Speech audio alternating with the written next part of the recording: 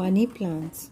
Today I'm going to repot my money plant because I thought this marble queen money plant needs some fresh air and some indirect sunlight. It was propagated in water, and now I'm going to put it in a pot. So I will show you the soil mix and how I'm going to do it. So this is the pot that I have selected, and these are the drainage holes, and I will be covering it up with a small clay stone.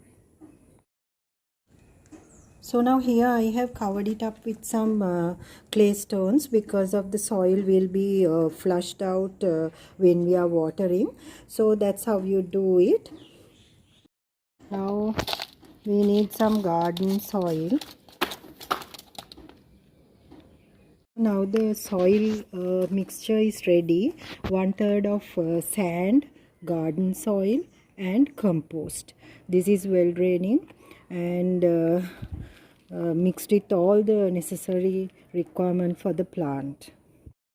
So here I'm planting it and tight it from the both sides so that the air will not go inside and there will be no fungicides. If you want to, you can add some turmeric as fungicide, but I did not do that. That is optional. So keep it in indirect sunlight. If you are hoping to keep it inside your house, also possible as an indoor plant. So now I'm going to keep it in a place where it gets shady sunlight. So I'm adding some water now, and this is at a place where it gets only indirect sunlight. See my other neon pothos.